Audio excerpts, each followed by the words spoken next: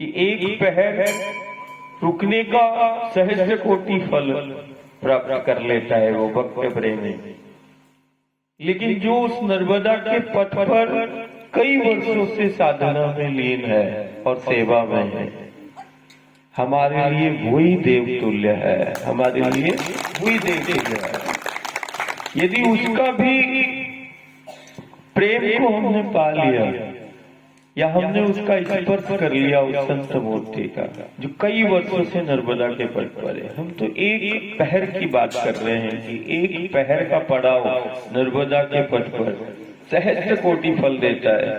लेकिन जो कई वर्षों से ही सेवा और साधना में लीन है, यदि उसका तुमने सच्चे मन से समर्पण के साथ, विश्वास के साथ, यदि उस नर्मदा के तट और पथ पर साधना और सेवा में लीन यदि संत का सिर्फ दर्शन कर लिया, तो वो समस्त दुखों का नाश करने वाला है। उसका सिर्फ दर्शन जो नर्मदा के तट पर है, समस्त दुखों का नाश हो जाता है। सिर्फ दर्शन यदि उस संत मूर्ति का कर लिए, उसका प्रेम यदि हम पाले, है ना, तो ये हमेशा ये 5 मिनट क्या बोले कि पहुंचे।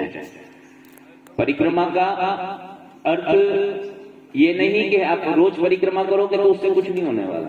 इसमें कई ऐसे होंगे जो है ना 2 तीसरी परिक्रमा कर रहे हैं ना। कितने की है? 3 परिक्रमा 2 परिक्रमा वाले कितने हैं इसमें? हाथ उठाओ,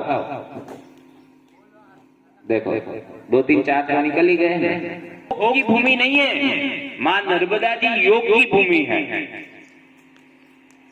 और जब माँ नर्मदा जी अनंत युग से अविरत के सृष्टि का कितनी बार नाश हुआ ना, कभी माँ नर्मदा जी का कहीं है ना शास्त्र में नहीं बताया गया कि वो है गंगा यमुना सरस्वती सिंधु कावेरी, ये सभी नदियों का बताया गया कि भाई है ना जब प्रलय आया तो ये सब व्यवस्थाएं हो गई।